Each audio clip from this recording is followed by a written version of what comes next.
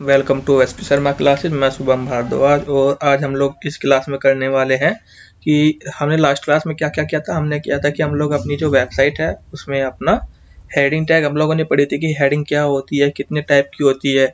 मैंने आप लोगों को बताया था कि हेडिंग 6 प्रकार की होती है, H1, H2, H3, H4, H5, H6। इन सब के जो है साइज वगैरह इसके ऊपर डिपेंड करते रहते हैं। जैसे H1 जो होता है सबसे बड़ा होता है और H6 जो होती है सबसे छोटी होती है। उसके बाद में हम लोगों ने पी यानी कि पैराग्राफ टैग के बारे में पढ़ा था कि पैराग्राफ टैग के अंदर हम लोग जो भी कुछ लिखते हैं वो ऑटोमेटिकली मतलब उनका स्पेस, इंडेंट वगैरह सब चीज़ें सेम रहती है जैसा कि आप यहाँ पे लिखते हैं। इसी के साथ में फिर मैंने आपको एक बी टैग के बारे में बताया था। बी टैग का यूज क्या था? इस टैग का यूज था कि आप इसके अंदर जो भी कुछ लिखेंगे वो चाहे किसी और टैग के अंदर हो ना हो, इस चीज़ से कुछ फर्क नहीं पड़ता, लेकिन वो इस टैग के अंदर आपने जो लिख दिया वो सब चीज़ बोल्ड होके आएगी। इससे अलग हम लोगों ने पढ़ा था कि HTML क्या होता है, हेड क्या होता है, टाइटल क्या होता है, स्टाइल किस लिए यूज होता है, स्क्रिप्ट किस लिए यूज होती है। और आज हम लोग क्या सीखने वाले हैं? आज हम लोग सीखने वाले हैं कि हम लोग अपनी की वेबसाइट होती है उसके बैकग्राउंड में हम लोग इमेज कैसे ला सकते हैं, या फिर मतलब हमको अपनी वेबसाइट के अंदर कोई इमेज इंसर्ट करनी है तो वो हम लोग कैसे कर सकते हैं।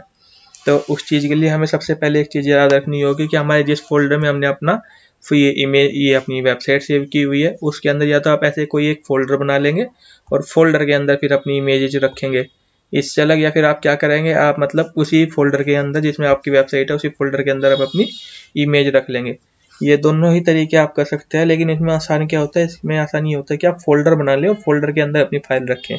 उससे क्या होगा कि मतलब आपका पूरा का पूरा ये नहीं होगा कि मतलब मिसकन्फ्यूजन नहीं होगा। अगर आप एक ही पेज पे काफ़ी सारी चीज़ डाल देंगे तो उसमें क्या होता है कि मतलब हिंट्रेंस रहता है कि मतलब यार ये भी इसमें है, ये भी इसमें है, तो मतलब ढूंढने में थोड़ी दिक्कत होती है। तो अगर मतलब आप इमेज के सेक्शन में इमेज, फोल्डर्स के सेक्शन में फोल्डर्स, वेबसाइट वाले सेक्शन में वेबसाइट डाल देंगे तो इससे आप ही लोगों को सहूलियत होगी। तो चलिए देखते हैं कि सबसे पहले हम लोग देखते हैं कि हम अपनी वेबसाइट के जो हमारी ये लास्ट टाइम वेबसाइट बनी थी माई क्रिएशन वर्ल्ड के नाम से, मैंने ये आपको H1 टैग हेडिंग दी थी, इसको फिर ये H2 हेडिंग है, ये H3 हेडिंग है और ये हमारा पैराग्राफ था। तो हम लोगों ने यहाँ पे क्या किया था, हम लोगों ने ये देखा था कि मतलब हमें इसके पीछे अपनी वो देनी है अभी फिलहाल कि हम लोग इमेज कैसे देंगे इसके पीछे, कि मतलब हम मान के चलो मेरे को यहाँ पे अपनी एक इमेज देनी है कोई भी, ये जो हमारा पैराग्राफ लिखा गया इसके नीचे हमको यहाँ पे इस वाले एरिया में एक इमेज देनी है। तो वो इमेज हम लोग कैसे दे सकते हैं? तो उसके लिए हमारी एक टैग होती है IMG, इसकी फुल फॉर्म होती है इमेज, ठीक है। और इसका एक एट्रीब्यूट होता है SRC। SRC का मतलब क्या है यहाँ पे? SRC का मतलब है सोर्स। सोर्स यानी कि कोई भी URL सोर्स जहाँ से आप अपनी इमेज को उठा के ला रहे हैं। अब यहाँ पे आप इमेज को दो तरीके से इंपोर्ट कर सकते हैं। एक तो आपका है कि मतलब मैंने पहले अपना ये मेरा जो फोल्डर था इसका नाम था IMG, और IMG के अंदर में ये सारी की सारी इमेजेस रखी हुई है। तो मैं क्या करूँगा, यहाँ से IMG लिखूँगा, फोल्डर का नाम IMG, और फिर इसके बाद में स्लैश लगा के मैं अपनी उसका नाम लिख दूंगा, इमेज का नाम लिख दूंगा कि मेरी ये इमेज का नाम ये है। और इसके बाद में जैसे ही मैं इस चीज़ को सेव करूँगा तो और यहाँ पे आके मैंने अपना रिफ्रेश किया तो मेरी इमेज यहाँ पे इंपोर्ट हो गई। तो इस तरह से क्या किया, हम लोगों ने अपनी इमेज यहाँ पे इंपोर्ट कर ली। लेकिन अब बात क्या है कि मतलब हम लोगों को मान के चलिए हमें यहाँ पे नहीं चाहिए इमेज, हम लोगों को तो बैकग्राउंड में इमेज चाहिए, हमें फोरग्राउंड में चाहिए ही नहीं। या फिर मतलब आपको इसके सामने कुछ लिखना है तो आप इसके सामने भी लिख सकते हैं, वो तो खैर बाद की चीज़ है। अभी फिलहाल मेरे को यहाँ पे इसके बैकग्राउंड में कोई इमेज डालनी है, तो वो इमेज मैं कैसे डालूंगा? तो उसके लिए आपके पास में दो तरीके हैं। एक तो तरीका आप CSS के थ्रू इसके अंदर जाएंगे। तो अभी फिलहाल मैं CSS वाला मेथड नहीं बताऊंगा। किस लिए नहीं बताऊंगा, जब हम लोग CSS करेंगे तब मैं आपको CSS वाला तरीका बताऊंगा। तो अभी फिलहाल ये जैसे बॉडी है तो आप बॉडी के अंदर क्या करेंगे, जाके लिख देंगे यहाँ पे बैकग्राउंड, BA बैकग्राउंड, और इसके बैकग्राउंड के अंदर आप जो है अपनी इमेज का जो है पाथ लिख देंगे, जैसे कि ये मेरी इमेज का नाम है .jpg, मैंने यहाँ पे सेव कर लिया। और जैसे मैं यहाँ पे आके रिफ्रेश करूंगा तो क्या हुआ, मेरे बैकग्राउंड में एसपी शर्मा क्लासेस का जो है लोगो आ गया है। तो इस तरह से हम लोग क्या कर सकते हैं, अपने बैकग्राउंड में भी इमेज वगैरह डाल सकते हैं। अगर हमको अपनी जो वेबसाइट है उसके बैकग्राउंड में इमेज डालनी है तो हम इस मेथड के थ्रू अपनी वेबसाइट के बैकग्राउंड में भी इमेज डाल सकते हैं। अब आपने एक चीज़ और देखी होगी कि मतलब ये जो इमेज है ये रिपीट कर रही है बार बार, ठीक है। ये मतलब जो बैकग्राउंड में हमने इमेज डाली है बार बार क्या कर रही है, रिपीट कर रही है। तो इस रिपीट को हटाने के लिए हम लोग क्या करेंगे, हम लोग स्टाइल टैग के अंदर जाएंगे। स्टाइल टैग के अंदर हम लोगों ने लिख लेना है बॉडी। बॉडी क्यों लिख लेना है, हम यहाँ पे मतलब रिप्रेजेंट करने के 3 तरीके होते हैं, वो मैं आपको आगे बताऊंगा। फिलहाल आप इतना जान लीजिए कि आपकी जो टैग है वो बॉडी से रिप्रेजेंट होती है, ठीक है। तो यहाँ पे हम लोग डाल सकते हैं कि रुक जाओ। तो यहाँ पे क्या होता है, बॉडी के अंदर हम लोग क्या कर सकते हैं, इसमें हम लोग ये कर लेंगे ये मतलब background repeat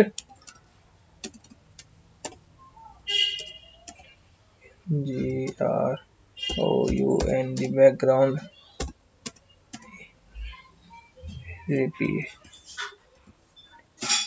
is equal to नहीं होता है, यहाँ पे ये रेशो लगाना पड़ता है, नो रिपीट।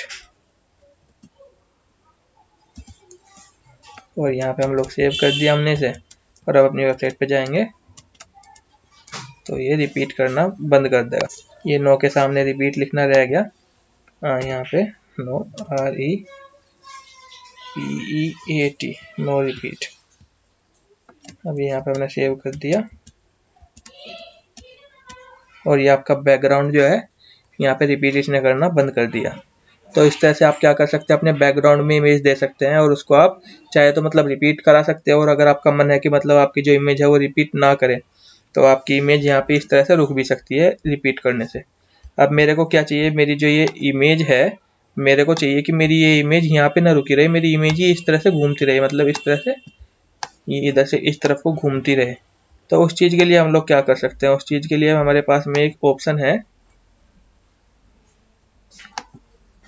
हम इसके ऊपर मार्क्यू टैग लगा सकते हैं इमेज के ऊपर अपनी। तो ये मेरी इमेज थी, तो इसके अंदर मैंने MARQUE मार्क्यू टैग डाल दी, और मेरे को जितने एरिया के अंदर मार्क्यू लगाना है मैं उतने एरिया को सिलेक्ट कर लूँगा, और ये MARQUE मार्क्यू इस तरह हमने बंद कर दिया। और हम यहाँ पे आके हमने रिफ्रेश किया तो इस तरह से क्या हुआ, हमारी जो इमेज है ये एक तरह से मतलब रोटेट करती रहेगी अभी आपकी वेबसाइट के ऊपर। तो ये होता है आपका मार्क्यू टैग का यूज, इसमें आप मतलब जैसे आप अपनी न्यूज वगैरह देखते हैं तो न्यूज के नीचे नाम वगैरह चलते रहते हैं, फिर वेबसाइट पे आप मतलब जो न्यूज रहती है कोई नए अपडेट रहते हैं तो वो सब यहाँ पे आपका वो डिव बना देते हैं, डिव के अंदर फिर मतलब उसको रोटेट कराते रहते हैं, तो वो सब चीज़ें यहाँ पे बन जाती है, ठीक है।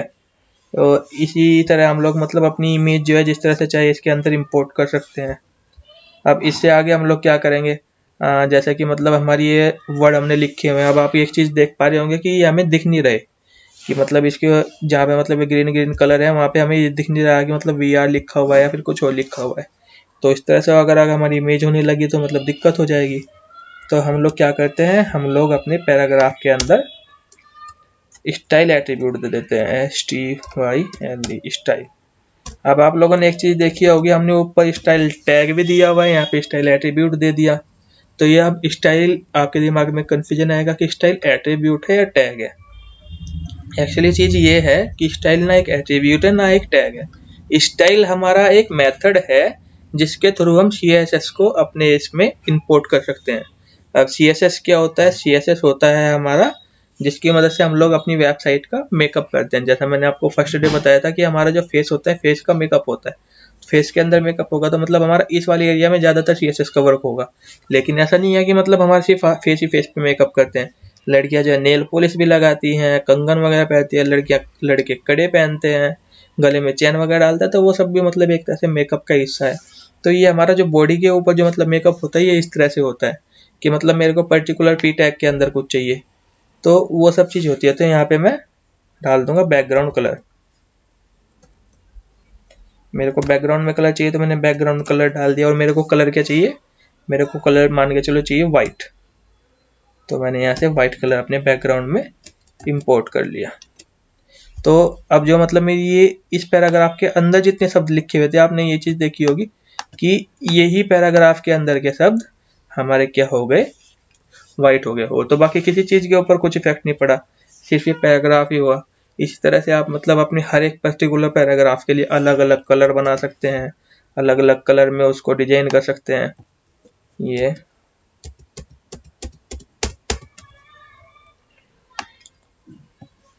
White, red, pink, blue,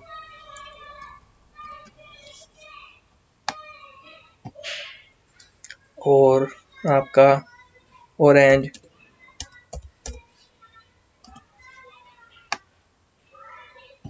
brown, Indigo, और ये हमने रिफ्रेश कर लिया। तो इस तरह से मतलब आप लोग देख सकते हैं कि मतलब हमारे अलग अलग ये क्या हो गया, अलग अलग पैराग्राफ का अलग अलग कलर हो गए। तो इस तरह से आप क्या कर सकते हैं, अपने पैराग्राफ के अंदर कलर दे सकते हैं, अपने पैराग्राफ वगैरह क्रिएट कर सकते हैं। तो इस तरह क्या होता है, हम लोग अपने यहाँ पे अलग अलग पैराग्राफ में अलग अलग कलर दे सकते हैं। अब ये तो हमारा हो गया कलर देने का तरीका, हमने इमेज इंपोर्ट कर ली और अपने पैराग्राफ में कलर दे दिए। अब मेरे को क्या चाहिए, मेरे को चाहिए कि मतलब ये जो मेरा एक पैराग्राफ है, इसके ऊपर अगर मैं इस पैराग्राफ में कोई लिंक दे दूं कि मतलब मान के चलो मेरा यहाँ पे ये रेंज वाला जो है, रेंज के ऊपर अगर मैं क्लिक करूं या फिर कहीं भी मैं क्लिक करूं तो वहाँ पे क्या हो, मेरी एसपी शर्मा क्लासेस की वेबसाइट खुल के आ जाए।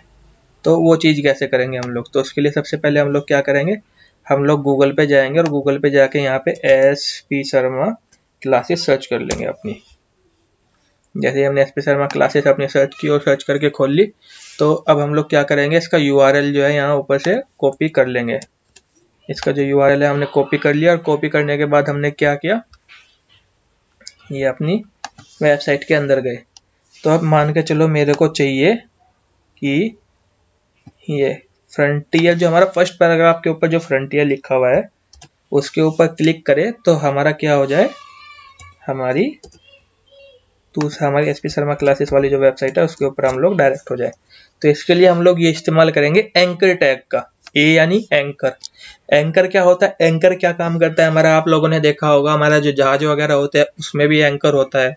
एंकर का काम क्या होता है, एक चीज को दूसरी चीज से लिंक करना। एंकर जो जहाज का लिंक एंकर होता है वो क्या करता है, वो आपके जो पानी के ऊपर फ्लोट कर रहा है हमारा जो जहाज, पानी का मतलब वाटरशिप जो हमारा मतलब पानी के ऊपर फ्लोट कर रहा है, उसको क्या करता है, ग्राउंड के साथ में कनेक्ट करता है। तो इसी तरह ये जो है हमारा एंकर टैग यहाँ पे इस फ्रंटियर को हमारे दूसरे उसके साथ में लिंक कर देगा। तो यहाँ पे मैंने ए लिख दिया, अब मैं यहाँ पे लिखूंगा HREF। ये एंकर टैग का एक ये क्या कहते हैं एट्रीब्यूट है, और इसमें क्या होता है हमारा एंकर टैग के एट्रीब्यूट जो है हेरिफ, इसका मतलब क्या होता है, H मतलब हैंस और REF रेफरेंस। रेफरेंस मतलब जैसे कि आप किसी डॉक्टर वगैरह के पास में किसी ने आपको बताया कि भैया वो डॉक्टर अच्छा है तो उसके पास आप रेफरेंस लेके जाते हैं। तो इसी तरह हम यहाँ पे वेबसाइट का लिंक डाल देंगे कि मतलब इस रेफरेंस पे, इसके रेफरेंस से आपको जाना है, इस लिंक की हेल्प से आपको उस वेबसाइट पे जाना है। ये आपको एक तरह से एड्रेस दे दिया हमने। तो अब यहाँ पे हम लोग रिफ्रेश करेंगे तो ये देखो फ्रंटियर जो है हमारा लिंक में कन्वर्ट हो गया। अब लिंक में कन्वर्ट हो गया, ये हमें पता कैसे चला, आप लोग ये चीज देख सकते हैं कि फ्रंटियर का जो है कलर बदल गया, ये अंडरलाइन हो गया। तो ये चीज होती है जब आपका लिंक होता है वो बाय डिफॉल्ट ब्लू कलर का होता है। अभी हम लोग आगे जाके ये भी सीखेंगे कि हम लोग अपनी जो ये होते हैं इनका कलर वगैरह कैसे बदल सकते हैं, किसी एक पर्टिकुलर चीज पे लिंक कैसे लगा सकते हैं, इमेज पे कैसे लिंक लगा सकते हैं। अभी आप देख लीजिए जैसे ये फ्रंटियर हो गया, तो इस पे आप जैसे ही क्लिक करेंगे तो हमारी एसपी शर्मा क्लासेस वेबसाइट खुल जाएगी। तो इस तरह से हम लोग क्या कर सकते हैं, अपना ये बना सकते हैं। तो ये हो गया हमारा लिंक देने का तरीका।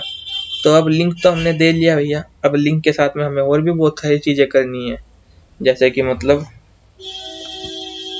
हमारी जो नीचे इमेज घूम रही है मेरे को इस पे भी लिंक लगाना है। तो इसके ऊपर भी लिंक लगाने के लिए आप क्या कर सकते हैं, आप इसके ऊपर भी एंकर टैग लगा सकते हैं।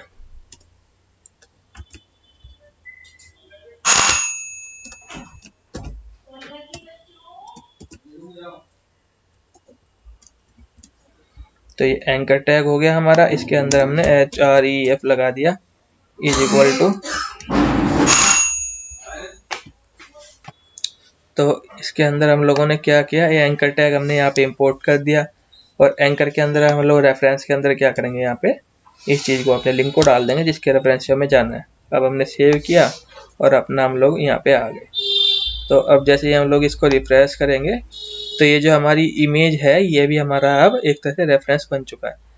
तो जैसे आप लोग इस पर क्लिक करेंगे तो हम लोग वहाँ पे चले जाएंगे। अब हमारा वेब पेज पे क्या होता है, कर्सर हमारे 3 तरह के होते हैं। अभी आप ये देख सकते हैं, ये अभी आई फॉर्म में है। आई फॉर्म में है मतलब हमारे इस कर्सर के नीचे जो चीज़ है वो टेक्स्ट है। देखो आप ये चीज़ सिलेक्ट भी कर सकते हैं। तो हमारा जो आई फॉर्म में जब तक ये है तो समझ लीजिए कि इसके नीचे जो कर्सर के नीचे है वो आपकी टेक्स्ट है। जैसे ही ये मतलब ये टेक्स्ट से अलग जाएगा तो ये ट्रायंगुलर फॉर्म में हो जाएगा। ट्रायंगुलर अगर मतलब ये इस तरह का एक तीर की एरो की फॉर्म में आ गया तो इसका मतलब है ना तो इसके नीचे टेक्स्ट है ना ही इसके नीचे कुछ और ऐसी चीज़ है जो मतलब इसको मेंशन करने की जरूरत है। अब इससे अलग अगर ये मतलब किसी लिंक के ऊपर जाता है, जैसे कि हमारे इस इमेज के ऊपर लिंक लगा हुआ है, तो ये देखो ये हैंड की फॉर्म में क्या है चेंज हो जाएगा कि मतलब अब ये हैंड बन गया हमारा, ये एक तरह से हैंड की फॉर्म में चेंज हो जाएगा और जैसे ये इमेज से बाहर जाएगा ये वापस से अपना उसी एरो की फॉर्म में आ जाएगा। तो ये हमारे 3 तरह के हमारे यहाँ पे क्या होता है कर्सर के टाइप होते हैं। एक तो हमारा टेक्स्ट को रिप्रेजेंट करता है, एक हमारा नॉर्मल रिप्रेजेंट करता है और एक हमारा लिंक को रिप्रेजेंट करता है। इस तरह से हम लोग क्या कर सकते हैं अपनी इमेज को ये मतलब अपनी आइडेंटिफाई कर सकते हैं कि हम जो चीज़ जिस चीज़ के ऊपर हम लोग क्लिक करने वाले हैं वो चीज़ है क्या। नहीं तो फिर आप मतलब इसके ऊपर क्लिक करते ये सिलेक्ट होता रहेगा, कभी आगे नहीं जाएगा। ये होता है हमारा लिंक के लिए एंकर टैग का हमारे यूज होता है ये। हाँ तो अब मतलब हम लोग इसमें ये चीज़ हो गई हमारी। अब हम लोग सीखेंगे कि हमारी जो इमेजेज होती है इसके ऊपर हम लोग किस तरह से अपना ये जब हमारा इमेज घूम रही है तो हमारी इमेज के लिए हमें चाहिए, मान के चलो हमें चाहिए कि इसके चारों तरफ को एक बॉर्डर आ जाए, एक अच्छी सी ब्लू से कलर की बॉर्डर आ जाए। तो मतलब हम लोग चाहे या ना चाहे वो कलर ब्लू ही आएगा बाय डिफॉल्ट। जो इसका बॉर्डर का जो कलर आता है वो ब्लू आता है। उसके बाद में आप उस कलर को चेंज भी कर सकते हैं। तो मैं यहाँ पे बॉर्डर लिख लूंगा और मेरे को जितनी चाहिए, मान के चलो मेरे को चाहिए 10 पिक्सल की बॉर्डर, तो मैं यहाँ पे 10 पिक्सल में कर लूंगा। तो अब ये जो मेरी इमेज है इसके चारों तरफ को एक बॉर्डर आ जाएगा ब्लू कलर का, जिसका जो हमारा साइज ये होगा वो 10 पिक्सल होगा। ये जो हमारी बॉर्डर आई हुई है इसका साइज जो है 10 पिक्सल है यहाँ पे। ठीक है, तो इस तरह से आप लोग क्या कर सकते हैं, आप लोग अपनी इमेज जो है इसको कलर कर सकते हैं। ये तो ये चीज़ है जो आप लोग बॉडी के अंदर कर सकते हैं। आप मतलब जब CSS में हेड टैग के अंदर जब इसका मेकअप करेंगे तो आप इसकी बॉर्डर को कर्व भी कर सकते हैं। आप इस इमेज को मतलब अलग अलग तरीके से डिजाइन भी कर सकते हैं। जैसे कि मान के चलो मेरे को ये एक वेबसाइट है तो इसके अंदर जो मतलब ये हमारी इमेज है ये CSS की हेल्प से देखो अब इसमें कितने अलग अलग तरह के डिजाइन हम लोग दे सकते हैं। ये अलग अलग तरह के हम लोग इस तरह से डिजाइन अपनी इमेज को दे सकते हैं चेंज होने के लिए। जब आप CSS में जाएंगे तो CSS में सब एनिमेशन कहलाता है और ये सारी चीजें आप क्या है CSS की हेल्प से कर सकते हैं। तो आज की वीडियो के लिए इतना ही, बाकी मिलते हैं कल, जब तक के लिए गुड बाय।